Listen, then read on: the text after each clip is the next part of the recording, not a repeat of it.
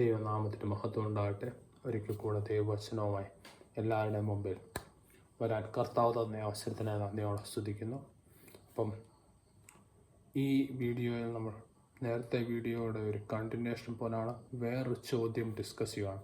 നമ്മുടെ മനസ്സിലുണ്ടാകാമോ എന്നൊരു ചോദ്യമാണ്. അപ്പോൾ ഈ ചോദ്യങ്ങൾ ഡിസ്കസ് ചെയ്ത് ദൈവവചനത്തിൽ നിന്ന് മറുപടി നമ്മൾ കാണുമ്പോൾ നമുക്ക് കൂടുതൽ ക്ലാരിറ്റി ലഭിക്കുകയും വിശ്വാസത്തിൽ വർദ്ധിപ്പാനും ഇടയായിത്തീരും.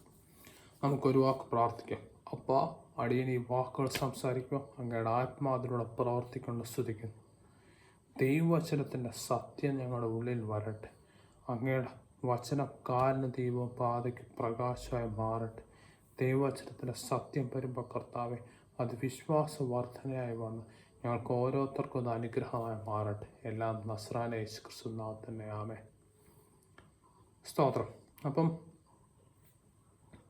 നമ്മൾ കഴിഞ്ഞ വീഡിയോകളിൽ കണ്ടു, കർത്താവ് നമുക്ക് രോഗസൗഖ്യം തന്നിട്ടുണ്ട്.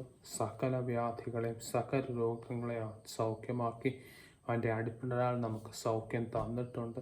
പിന്നെ നമ്മൾ കണ്ടു കർത്താവ് ഇന്നലെയും ഇന്നും എന്നേക്കും അനന്യനാണ്. പിന്നെ നമ്മൾ ചോദ്യങ്ങൾ കണ്ടു, എന്തുകൊണ്ട് മനുഷ്യർ രോഗസൗഖ്യം പ്രാപിക്കുന്നില്ല. പലപ്പോഴും അവിശ്വാസം ഒരു ഘടകമാണ്. നമ്മളതെല്ലാം നമ്മൾ ഡീറ്റെയിൽഡായിട്ട് കണ്ടു. പിന്നെ നമ്മൾ ഓരോ പൗലോസിൻ്റെ കഴിഞ്ഞ വീഡിയോയിൽ നമ്മളൊരു ഒരു ചോദ്യം നമ്മൾ എക്സ്പ്ലോർ ചെയ്തു. പൗലോസിൻ്റെ മുള്ള്, പൗലോസിൻ്റെ ജഡത്തിലെ മുള്ളെന്താണ്, ശൂലം എന്താണ്, അതിനെപ്പറ്റി എക്സ്പ്ലോർ ഇതെല്ലാം നമ്മൾ ചെയ്തു. അപ്പം ഇന്നത്തെ ചോദ്യം ഇതാണ്. ഇതെല്ലാം ശരിയാണെങ്കിൽ കർത്താവ് നമുക്ക് രോഗസൗഖ്യം എല്ലാം തന്നിട്ടുണ്ട്. നമ്മൾ വിശ്വാസത്താൽ പ്രാപിച്ച് മുന്നോട്ട് പോകണമെങ്കിൽ ഇതെല്ലാം ശരിയാണെങ്കിൽ പിന്നെ എന്തിനാണ് മരുന്നുകളും വൈദ്യന്മാരും? വിശ്വാസികൾ നേരെ വിശ്വാസത്താൽ ദൈവത്തിൽ നിന്ന് രോഗസൗഖ്യം പ്രാപിക്കേണ്ടതല്ലേ? പക്ഷേ പലപ്പോഴും നമ്മളത് കാണുന്നില്ല. ഇൻഫാക്റ്റ് വിശ്വാസികൾ ആദ്യം ഓടി വൈദ്യൻ്റെ അടുത്ത് പോകുന്ന വിശ്വാസികളാണെന്ന് തന്നെ ഒരു പക്ഷേ പറയാം. എന്തുകൊണ്ടാണ് ഇങ്ങനെ സംഭവിക്കുന്നത്? ഒരിക്കലും ഞാൻ പറയാം, നമ്മൾ ഡിസ്കസ് ചെയ്ത് എല്ലാം ശരിയെങ്കിൽ പിന്നെ എന്തിനാണ് വൈദ്യന്മാരും ഡോക്ടർമാരും? എന്തുകൊണ്ടാണ് മരുന്നുകളും വൈദ്യന്മാരും? വിശ്വാസി നേരെ കർത്താവിൽ നിന്ന് രോഗസൗഖ്യം പ്രാപിക്കേണ്ടതല്ലയോ? എന്തുകൊണ്ട് സംഭവിക്കുന്നില്ല? അപ്പം വളരെ ഒരു ഇമ്പോർട്ടൻ്റ് ചോദ്യമാണ്. പക്ഷേ നമ്മൾ ഒരു കാര്യം മനസ്സിലാക്കേണ്ടത്, ഓരോരുത്തരും അവനവന് ബോധിച്ചതുപോലെയാണ് ഈ കേസിൽ മുന്നോട്ട് പോകേണ്ടത്. ഇതിനോട് ബന്ധപ്പെട്ട് പൗലോസ് അപ്പോസ്തലൻ പറഞ്ഞൊരു ഭാവേദഭാഗം നമുക്ക് വായിക്കാം. റോമർക്ക് എഴുതിയ ലേഖനം 14-ാം അധ്യായം 5 മുതൽ 7 വരെയുള്ള വാക്യങ്ങൾ.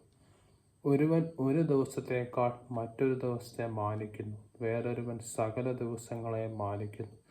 ഓരോരുത്തൻ താൻ്റെ മനസ്സിൽ ഉറച്ചിരിക്കട്ടെ.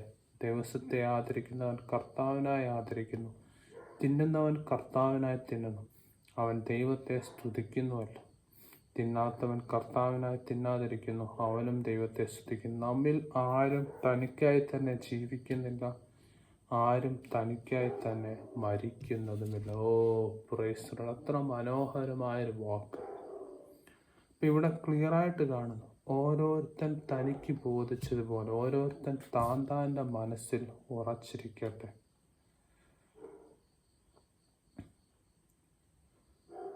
ഇംഗ്ലീഷ് കുറച്ചൊക്കെ ക്ലിയറാണ്. Each one must be fully convinced in his own mind.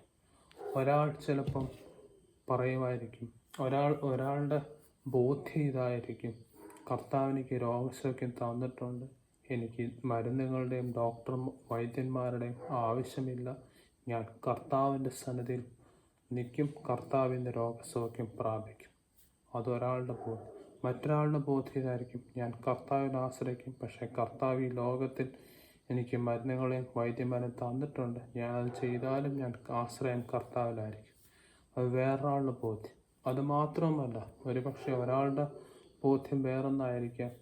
ഒരു മനസ്സിലാകാവുന്ന ഒരു സാധാരണ രോഗങ്ങൾക്ക് ഞാൻ മരുന്നെടുക്കുമായിരിക്കും, പക്ഷെ ഒരു വലിയ രോഗമാണെങ്കിൽ ഞാൻ കർത്താവിൻ്റെ അടുത്ത് നിന്ന് പൂർണ്ണ സൗഖ്യം പ്രാപിക്കും. കാരണം എനിക്ക് അതാണ് എൻ്റെ ബോധ്യം. വേറൊരാളുടെ ബോധ്യം അതായിരിക്കും. ഈ എല്ലാവരുടെയും ബോധ്യങ്ങൾക്കായി കർത്താവിനെ നമുക്ക് സ്തുതിക്കാം. ഓരോരുത്തൻ തനിക്ക് ബോധിച്ചതുപോലെ ഓരോരുത്തൻ താൻ്റെ മനസ്സിൽ ഉറച്ചിരിക്കട്ടെ. ഓരോരുത്തരുടെയും ചോയ്സ് അവരുടേത് മാത്രമാണ്. ഓരോരുത്തർക്കും അവരുടേതായ ചോയ്സ് ഉണ്ട്. ഞാൻ നേരത്തെ പറഞ്ഞ പോലെ ഒരാളുടെ ബോധ്യം ഇങ്ങനെ, ഞാൻ ഫുൾ ആയിട്ട് ഞാൻ മരുന്നും വൈദ്യന്മാരുടെ സഹായം ഏറ്റെടുക്കാതെ ഫുള്ളായിട്ട് കർത്താവിൻ്റെ രോഗസൗഖ്യം പ്രാപിക്കുമെന്നായിരിക്കാം അദ്ദേഹത്തിൻ്റെ ബോധ്യത്തിനെ സ്തുതിക്കും. മറ്റൊരാളുടെ ബോധ്യം അതല്ലായിരിക്കാം, ഞാൻ കർത്താവിൽ ആശ്രയിക്കും, പക്ഷേ എനിക്ക് ഈ ലോകത്തിൽ കർത്താവ് മരുന്നും വൈദ്യന്മാർ തന്നിട്ടുണ്ട്, ഞാൻ അതിൻ്റെ സഹായം എടുക്കും, പക്ഷേ എൻ്റെ ആശ്രയം കർത്താവിലായിരിക്കുന്നതായി. ഓരോരുത്തൻ്റെ ബോധ്യത്തിനായി കർത്താവിനെ സ്തുതിക്കും. ഓരോരുത്തൻ താൻ ബോധിച്ചതിൽ ഉറച്ചിരിക്കട്ടെ, താൻ്റെ മനസ്സിൽ ഉറച്ചിരിക്കട്ടെ. അവനവൻ്റെ ബോധ്യമനുസരിച്ച് ഓരോരുത്തർ ചെയ്യുക. ഇപ്പം നമ്മൾ പറഞ്ഞ പോലെ നമ്മൾ ഈ സമയത്ത് എനിക്ക് തോന്നുന്നു നമ്മൾ ചരിത്രത്തിൽ നോക്കുന്നത് നല്ലതായിരിക്കും. ചരിത്രത്തിൽ വിശ്വാസ വീരന്മാർ എങ്ങനെയാണ് ജീവിച്ചത്. ഒരു വിശ്വാസ വീരൻ സ്മിത്ത് വിഗ്ൽസ്വർത്ത്, ഞാൻ നേരത്തെ പറഞ്ഞ പോലെ 20-ാം നൂറ്റാണ്ടിൽ ഒരു പക്ഷേ കർത്താവ് ഏറ്റവും കൂടുതൽ ഉപയോഗിച്ചൊരു വ്യക്തിയായിട്ട് അറിയപ്പെടുന്ന ആളാണ് സ്മിത്ത് വിഗ്ൽസ്വർത്ത്. അദ്ദേഹത്തിൻ്റെ ചോയ്സ് ഇതായിരുന്നു, കർത്താവാണ് എൻ്റെ ഡോക്ടർ, ഞാൻ വേറൊരു സഹായവും ഏറ്റെടുക്കത്തില്ല, കർത്താവിൽ നിന്ന് രോഗസൗഖ്യം പ്രാപിക്കും. അദ്ദേഹത്തിന് കിഡ്നി സ്റ്റോൺ വന്ന് വളരെ വേദനയായി. അപ്പം അന്നേരം അദ്ദേഹം ഒരു വൈദ്യൻ്റെ അടുത്ത് പോയി. വൈദ്യം പറഞ്ഞ് കിഡ്നി സ്റ്റോൺ അത് ഓപ്പറേറ്റ് ചെയ്യണമെന്ന് പറഞ്ഞു. അദ്ദേഹം പറഞ്ഞു, ഇല്ല, കർത്താവാണ് എൻ്റെ സർജൻ, എനിക്കത് ഓപ്പറേറ്റ് ചെയ്യാൻ ഒക്കത്തില്ല. അദ്ദേഹം വിശ്വാസത്താൽ രോഗസൗഖ്യം പ്രാപിച്ച് മുന്നോട്ട് പോയി. വേറൊരു ആള് ജോൺ സി ലേക്ക് എന്നൊരു അപ്പോസ്തലനാണ്. കർത്താവ് അതിശക്തമായിട്ട് സൗത്ത് ആഫ്രിക്ക ദേശത്തിലും അമേരിക്ക ദേശത്തിലും ഉപയോഗിച്ചൊരു വ്യക്തിയാണ്. അദ്ദേഹവും പറഞ്ഞത്, കർത്താവിൻ്റെ വൈദ്യൻ കർത്താവ് എനിക്ക് രോഗസൗഖ്യം തന്നിട്ടുണ്ട്. ഇൻഫാക്ട് അദ്ദേഹം പറയുന്നത്, അദ്ദേഹത്തിൻ്റെ വ്യൂ എന്ന് പറയുന്നത്, ഈ മരുന്നോ ഡോക്ടർമാരുടെ അടുത്ത് വന്ന് വളരെ പാവമായിട്ട് അദ്ദേഹം പറയുന്നത്. അതിനോട് പൂർണ്ണമായിട്ട് നമ്മൾ യോജിക്കുന്നില്ലെങ്കിലും അദ്ദേഹം വളരെ വിശ്വാസത്താൽ നിന്ന് കർത്താവിൽ നിന്ന് ഈ വിഷയത്തിൽ അനുഗ്രഹങ്ങൾ രോഗസൗഖ്യം പ്രാപിച്ചൊരു വ്യക്തിയാണ്. അദ്ദേഹത്തിൻ്റെ പുസ്തകത്തിൽ ഒരു ഭാഗം ഞാൻ വായിക്കുന്ന ഈ സമയത്തിൽ നല്ലതായിരിക്കുമെന്ന് എനിക്ക് തോന്നുന്നു. ഞാൻ അതിൻ്റെ മലയാളത്തിൽ ട്രാൻസ്ലേറ്റ് ചെയ്ത് വായിക്കാം. അദ്ദേഹം വളരെ വളരെ ഡിഫിക്കൽട്ട് കേസിൽ, ഒരുപക്ഷെ നമുക്ക് ചിന്തിക്കാവുന്ന അപ്പുറമായിട്ടുള്ള കേസിൽ തന്നെ അദ്ദേഹം കർത്താവിൽ നിന്നൊരു അത്ഭുതം പ്രാപിച്ചുള്ള ആളാണ്. നമുക്ക് ആ ഭാവം വായിക്കാം. അദ്ദേഹത്തിൻ്റെ വാക്കാണ്, കഴിഞ്ഞ രാത്രി ഞാൻ ജോഹാനസ്ബർഗിൽ ശുശ്രൂഷിക്കുകയായിരുന്നു. അന്നേരം ഒരു യൗവനക്കാരനെ എൻ്റെ അടുക്കൽ കൊണ്ടുവന്നു. ജീവിതം അദ്ദേഹത്തിന് വളരെ ബുദ്ധിമുട്ടായിരുന്നു. അദ്ദേഹം സകല പ്രത്യാശയും വിട്ടു. അദ്ദേഹം തന്നെത്താനെ കൊല്ലുവാൻ ശ്രമിച്ചു. ആത്മഹത്യ ചെയ്യുവാൻ അദ്ദേഹം ശ്രമിച്ചു. ആത്മഹത്യ ചെയ്യാൻ ശ്രമിച്ചത് ഇങ്ങനെയാണ്, അദ്ദേഹത്തിൻ്റെ വായിലോട്ട് വെടിവെച്ചു. ആ ബുള്ളറ്റ് ആ വായിൽ കൂടെ കയറി തലയുടെ ബാക്കിൽ കൂടെ വെളിയിൽ വന്നു. പക്ഷേ എന്തോ കാരണവശാൽ അദ്ദേഹം മരിച്ചില്ല. പക്ഷെ ഇത് കഴിഞ്ഞപ്പോൾ അദ്ദേഹത്തിൻ്റെ ബ്രെയിനിൻ്റെ തലച്ചോറിൻ്റെ താഴെ ഭയങ്കര ഒരു പെയിൻ വന്നു. വളരെ വളരെ പെയിൻ വന്നു. അദ്ദേഹത്തിൻ്റെ കഴുത്ത് വല്ലാതെ സ്റ്റിഫായി. അപ്പോൾ ഇങ്ങനത്തെ ഒരാൾ നമ്മുടെ ഹ്യൂമൻസിൻ്റെ ആദ്യം ഇടുന്നത് എന്തെങ്കിലും നല്ലൊരു ന്യൂറോ സർജറി ഡിപ്പാർട്ട്മെൻറ്റിലോട്ട് കയറ്റി ആംബുലൻസ് കയറ്റി പെട്ടെന്ന് വിട്ടു. വളരെ ഒരു ഹോപ്പ്ലെസ് എന്ന് വെച്ചാൽ ഇതെനിക്കറിയത്തില്ല, ഇതിൽ കൂടുതൽ ഹോപ്പ്ലെസ് ആയ കേസുണ്ട്. പക്ഷേ ഇദ്ദേഹത്തെ കൊണ്ടുവന്ന് അപ്പോസ്തലനായ ജോൺ തലയൊക്കെ വെച്ച് വിശ്വാസത്തോടെ പ്രാർത്ഥിച്ചു. അന്നേരം ദൈവശക്തി വ്യാപരിച്ച് അദ്ദേഹം പൂർണ്ണ സൗഖ്യം പ്രാപിച്ചു. ഇതുപോലൊരു ഹോപ്പ്ലെസ് കേസ് ഞാൻ പറഞ്ഞിട്ട്, ഇതൊരു രോഗമായിട്ട് വന്നതാണ്. ഇതുപോലത്തെ ഒരു കേസ് ബ്രെയിൻ വന്നു, ഇവിടെ എന്തൊക്കെ ഇഞ്ചുറി എന്തൊക്കെയാണെന്നാണ് എനിക്കറിയത്തില്ല, നമുക്ക് ഇമാജിൻ ചെയ്യാം. പക്ഷെ ഈ കേസിന് കർത്താവിൽ നിന്ന് അദ്ദേഹം പ്രാപിച്ചു. അദ്ദേഹത്തിൻ്റെ വാക്കുകൾ പിന്നെ പറയുന്നത് കർത്താവിൻ്റെ ഒരു പ്രവൃത്തിയാണ്. കാരണം അദ്ദേഹം അന്ന് ശുശ്രൂഷിച്ചുകൊണ്ടിരുന്നത് വല്ലാത്തൊരു തരം മനുഷ്യരുടെ ഇടയ്ക്കാണെന്നാണ് അദ്ദേഹം പറയുന്നത്. വളരെ ഒരു ഹാർട്ടഡ്, വളരെ ഒരു ആത്മീയമായൊരു ബ്രേക്ക് ത്രൂ കിട്ടാൻ വളരെ ബുദ്ധിമുട്ടായ ഒരു ആൾക്കാരുടെ ശുശ്രൂഷിച്ചുകൊണ്ട സമയത്താണ് ഈ ഒരു കേസ് വന്ന് അദ്ദേഹം പ്രാർത്ഥിച്ച് അദ്ദേഹത്തിന് രോഗസൗഖ്യം പ്രാർത്ഥിച്ചു. അദ്ദേഹം പറയുന്നത്, അപ്പോസ്തലൻ ജോൺ ജിലേക്ക് പറയുന്നത്, കർത്താവിൻ്റെ പദ്ധതിയാണ് ഇത്രയും വലിയൊരു രോഗസൗഖ്യം ഈ മനുഷ്യർ കണ്ടപ്പോൾ അനേകർ അവരുടെ പാപ വഴികൾ ഇട്ട് കർത്താവിനെ അറിയാൻ ഇടയായിത്തീരും. അപ്പം ഇത്രയും ഒരു വലിയൊരു കേസിലും വിശ്വാസ വീരന്മാർ കർത്താവിൽ മുഖത്തോട്ട് മാത്രം നോക്കി രോഗസൗഖ്യം പ്രാപിച്ചിട്ടുണ്ട്. അപ്പോസ്തലൻ ജോൺ ജിലേക്കിൻ്റെ പുസ്തകത്തിന് വേറൊരു ഭാഗമായി കൂടെ ഞാൻ ഈ സമയം വായിക്കുകയാണ്. അദ്ദേഹം പറയുകയാണ്, എനിക്ക് ഈ കാര്യങ്ങൾ അറിയാം. എൻ്റെ വീട്ടിൽ 7 മക്കളാണ്. എനിക്ക് 7 മക്കളുണ്ടായിരുന്നു. അവർ മരുന്നില്ലാതെയാണ് അവർ ജനിച്ചത്. ചിലർ പറയുമായിരിക്കും, കർത്താവിനെ ആശ്രയിക്കും, കർത്താവ് രോഗം നമ്മുടെ വീട്ടിൽ വരാതെ കാക്കും. പക്ഷെ എൻ്റെ കേസിൽ അങ്ങനെയല്ലായിരുന്നു. എൻ്റെ കുടുംബത്തിന് കിട്ടാത്ത രോഗങ്ങളില്ലായിരുന്നു എന്ന് പറയാം. Pneumonia, small pox, typhoid fever, ഒരു ഷൂട്ടിംഗ് ആക്സിഡൻറ്റ് വരെ വന്നിട്ടുണ്ട്. കർത്താവ് നമ്മെ ഇതിലെല്ലാത്തിലൂടെയും കടന്നു പോകാൻ അനുവദിച്ചു. അപ്പം ഈ ഒരു കേസിൽ സ്വന്തം വീട്ടിൽ pneumonia, small pox, typhoid fever എല്ലാം വന്നപ്പോൾ അവർ കർത്താവിനെ ആശ്രയിച്ച് രോഗസൗഖ്യം പ്രാപിച്ചു. ഇതെല്ലാം പൂർണ്ണമായിട്ടും ഡൈജസ്റ്റ് ചെയ്യാൻ പറ്റുമെങ്കിലും അവസാനത്തെ ഒരു ഷൂട്ടിംഗ് ആക്സിഡൻറ്റ് വലിയൊരു സംഭവമായിരുന്നു. അപ്പം ആ കേസിൽ എങ്ങനെ കർത്താവിനെ ആശ്രയിച്ച് പ്രാപിച്ചു, ഇത് മനസ്സിലാക്കാൻ ഞാൻ കൂടുതൽ എക്സ്പ്ലോർ ചെയ്തപ്പോൾ ഇതാണ് ഞാൻ കണ്ടത്. അദ്ദേഹത്തിൻ്റെ ഒരു മകൻ അറിയാതെ സ്വന്തം അമ്മ ആക്ച്വലി ഒരു ഗണ്ണെടുത്ത് അറിയാതെ ഷൂട്ട് ചെയ്തത്. മനഃപൂർവ്വം അല്ല, അറിയാതെ എടുത്തപ്പോൾ ആ ബുള്ളറ്റ് വന്ന് ജോൺ ജിലേക്കിൻ്റെ ഭാര്യയുടെ വയറ്റിലോട്ട് ആ ബുള്ളറ്റ് കയറി. അപ്പം ഇത്രയും ഞാൻ പറഞ്ഞത് ഇങ്ങനത്തെ ഒരു കേസ് നമ്മൾ ഉടനെ ആംബുലൻസ് പിടിച്ചെടുത്ത്, പക്ഷേ അദ്ദേഹം പൂർണ്ണമായിട്ടും കർത്താവിനെ ആശ്രയിച്ച് ഒരു കുഴപ്പവും കൂടാതെ ആ സ്ത്രീ മുന്നോട്ട് പോയി ജീവിച്ചു. ഒരുപക്ഷെ ബുള്ളറ്റ് കർത്താവിൻ്റെ ശക്തിയാൽ ഡീമെറ്റീരിയലൈസ് ചെയ്താകാം എന്നാണ് നിഗമിക്കും. ഞാൻ പറയും, ഇത്രയും ഒരു ഹോപ്പ്ലെസ് കേസുകൾ, ബുള്ളറ്റ് വന്ന് വയറ്റിൽ കയറുന്നു, ബുള്ളറ്റ് വന്ന് തലയുടെ ഇപ്പുറത്ത് കേസിലും കർത്താവിൽ നിന്ന് രോഗസൗഖ്യം പ്രാപിച്ച വിശ്വാസ വീരന്മാരുണ്ട്.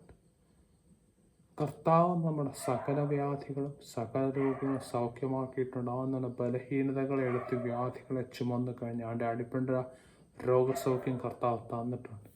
പക്ഷേ മെഡിസിൻ ഉപയോഗിക്കണോ ഡോക്ടർമാർ പോകണമെന്നുള്ള ഓരോരുത്തരുടെ ഇൻഡിവിജ്വൽ ചോയ്സാണ്.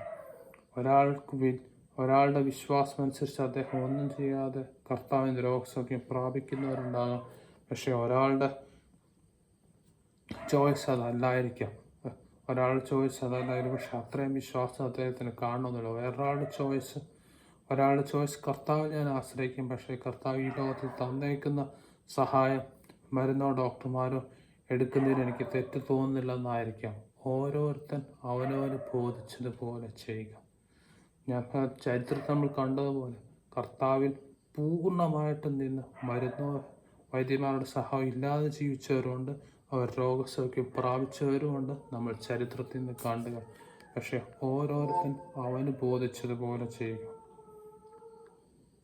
ഒരുപക്ഷെ ചില നമുക്കറിയാവുന്ന കേസിൽ മനുഷ്യൻ മെഡിസിനോ ഡോക്ടർമാരുടെ സഹായം എടുക്കുന്നവരായിരിക്കാം. പക്ഷെ ഒരു വലിയ കേസിൽ കർത്താവിന് പൂർണ്ണമായിട്ട് രോഗസഹായം ഇല്ലാതെ രോഗസൗഖ്യം പ്രാപിക്കണമെന്നായിരിക്കാം. ഓരോരുത്തൻ അവന് ബോധിച്ചതുപോലെ ചെയ്യുക. വചനത്തിൽ തന്നെ നമ്മൾ കാണും. ഞാൻ ആ പോർഷനിലോട്ട് പോകുന്നില്ല. തിമോത്തിയെടുത്ത് പൗലോസ് അപ്പോസ്തലൻ പറയാൻ, നീ അല്പം വീഞ്ഞു കുടിക്കുക, നിന്റെ ഇടയ്ക്കിടയ്ക്കുള്ള വയറുവേദനയ്ക്ക് നല്ലതായിരിക്കും. ഒരുപക്ഷെ പൗലോസ് അപ്പോസ്തലൻ അറിയായിരിക്കും ഈ വയറുവേദനയുടെ കാരണം ഇതായിരിക്കാം എന്ന് മനസ്സിലാക്കി അദ്ദേഹം പറയുന്നതായിരിക്കും. പക്ഷേ ഇമ്പോർട്ടൻ്റ് പോയിന്റ് ഇതാണ്, നാം നിയന്ത്രിക്കപ്പെടേണ്ട സത്യം ഇതാണ്. കർത്താവ് നമുക്ക് രോഗസൗഖ്യം തന്നിട്ടുണ്ട്. സകല രോഗങ്ങളെയും വ്യാധികളെയും സൗഖ്യമാക്കിയിട്ടുണ്ട്. അവൻ്റെ അടിപ്രാണ സൗഖ്യം നമുക്ക് തന്നിട്ടുണ്ട്. അത് നാം വിശ്വാസത്താൽ പ്രാപിക്കുക. മരുന്നോ ഡോക്ടർമാർക്കുള്ള ഓരോരുത്തർ ഇൻഡിവിജ്വൽ ചോയ്സാണ്.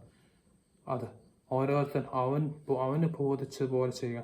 പക്ഷെ എന്ത് ചെയ്താലും കർത്താവിൽ നമുക്ക് പൂർണ്ണമായി ആശ്രയിക്കാം. കർത്താവിൽ നിന്നുള്ള കർത്താവ് നമുക്ക് തന്നേക്കുന്ന രോഗസൗഖ്യത്തിലുള്ള സത്യങ്ങളാൽ നമ്മൾ നിയന്ത്രിക്കപ്പെടാം. അവൻ നമ്മുടെ സകല വ്യാധികളെ സൗഖ്യമാക്കി. അവൻ നമ്മുടെ ബലഹീനതകളെടുത്ത് വ്യാധികളെ ചുമന്നിരിക്കുക. സ്തോത്രം. അപ്പം ഇങ്ങനെയാണെങ്കിൽ പോലും ഓരോരുത്തരുടെ ബോധിച്ചതുപോലെ ഈ വൈദ്യന്മാരുടെ സഹായം മരുന്നെടുക്കുന്നു. അത് അങ്ങനെയാണെങ്കിൽ പോലും വചനം നമ്മളോട് വ്യക്തമായി വൈദ്യന്മാരിൽ ആശ്രയിക്കുന്നതിനെതിരെ പറയാം. നമുക്ക് തീർച്ചയായും ഓരോരുത്തരുടെ വിശ്വാസവും ഓരോരുത്തരുടെ ഇൻഡിവിജ്വൽ ചോയ്സും അനുസരിച്ച് മരുന്നുകളോ വൈദ്യന്മാരുടെ സഹായമോ നമുക്ക് എടുക്കാം. പക്ഷേ എങ്കിൽ പോലും വൈദ്യന്മാരിൽ ആശ്രയിക്കുന്നത് ഒരു പാപമായിട്ടും അത് നമ്മൾ അവോയ്ഡ് ചെയ്യണമെന്ന് ദൈവവചനം കൃത്യമായി പറയുന്നു. നമുക്കൊരു വേദഭാഗം 2 ദിനവൃത്താന്തം 16-ാം അധ്യായം 12-ാം വാക്യം. ആസയ്ക്ക് തൻ്റെ വാഴ്ചയുടെ 39-ാം ആണ്ടിൽ കാലിൽ ദീനം പിടിച്ചു. ദീനം അതികഠിനമായിരുന്നു. എന്നാൽ അവൻ തൻ്റെ ദീനത്തിൽ യഹോവയെ അല്ല വൈദ്യന്മാരെ അത്ര അന്വേഷിച്ചത്. Praise the Lord.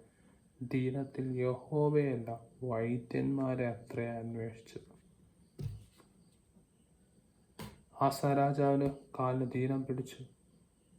അദ്ദേഹം ആ സമയത്തും യഹോവയെ അന്വേഷിച്ചില്ല, വൈദ്യന്മാരെ അത്ര അന്വേഷിച്ചത്. വൈദ്യന്മാരടുത്ത് ഒരു ഒപ്പീനിയൻ ചോദിച്ചതുകൊണ്ട് തെറ്റെന്ന് ദൈവജനം ഈ കോണ്ടെക്സ്റ്റിൽ പറയുന്നില്ല. പക്ഷേ ആസയുടെ ആശ്രയം വൈദ്യന്മാരിലായ ആസ രാജാവ് യഹോവയെ അന്വേഷിക്കാതെ വൈദ്യന്മാരിൽ അന്വേഷിച്ചു.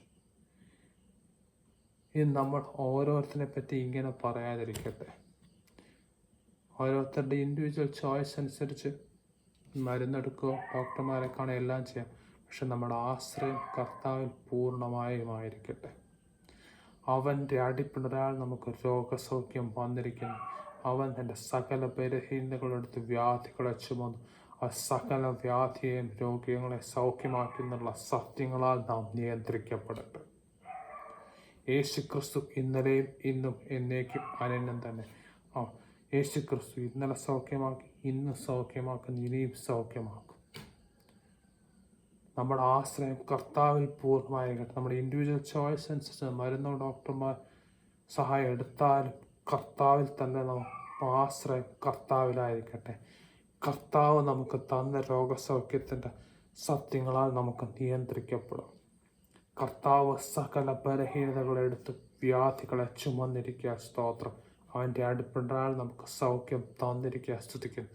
അവൻ ഇന്നലെ ഇന്ന് എന്നേക്കും അനന്യനായിരിക്കുക. ആ വിശ്വാസം തമ്മിൽ വർദ്ധിക്കട്ടെ. കർത്താവിൽ നമുക്ക് രോഗസൗഖ്യം പ്രാപിക്കാം. നമുക്ക് ഒരു വാക്ക് പ്രാർത്ഥിക്കാം. അപ്പാ എന്നുള്ള സമയത്തിനായി സ്തുതിക്കുന്നു. വചനം പറയാൻ അടിയനെ ബലപ്പെടുത്തിയതിനെ സ്തുതിക്കുന്നു. പലപ്പോഴും നമ്മുടെ ആശ്രയം ഈ ലോകത്തിലെ കാര്യങ്ങളാകുന്നപ്പോൾ അങ്ങനെ വരാതിരിക്കട്ടപ്പ. ഞങ്ങളുടെ ആശ്രയം അങ്ങിൽ മാത്രമാകട്ടെ. കർത്താവേ, അങ്ങ് ഞങ്ങളുടെ സകല ബലഹീനതകളെ എടുത്ത് വ്യാധികളെ ചുമന്നിരിക്കുക. അടിപ്പിണരാൽ നമുക്ക് സൗഖ്യം തന്നിരിക്കുക. ശ്രദ്ധിക്കുന്നു. കർത്താവെ, സകല ദീനത്തെയും വ്യാധി അങ്ങ് സൗഖ്യമാക്കിയിരിക്കുക. വിശ്വാസത്താൽ നാം പ്രാപിക്കട്ടപ്പ. ഞങ്ങളുടെ വിശ്വാസം വർദ്ധിക്കട്ടെ. ഞങ്ങളുടെ ആശ്രയം അങ്ങയിൽ മാത്രമാട്ടോ. ഞങ്ങൾ കണ്ടു ചരിത്രത്തിൽ വിശ്വാസവീരന്മാർ എത്രയധികം വിശ്വാസം പ്രാപിച്ചു. ഞങ്ങളുടെ വിശ്വാസത്തിൻ്റെ അളവ് വർദ്ധിക്കട്ടപ്പ. അങ്ങ് ഞങ്ങളുടെ സകല ബലഹീനതകളെടുത്ത് വ്യാധികളെ ചുമന്ന് സകല രോഗങ്ങളെ സൗഖ്യമാക്കിയതിനെ നന്ദിയോടെ ശ്രദ്ധിക്കുന്നു. സകല മഹത്വം അങ്ങേക്കിരുന്ന് എല്ലാം നസ്രായ യേശു ക്രിസ്തു നാമത്തിൽ തന്നെ ആമേൻ. Thank you. God bless U.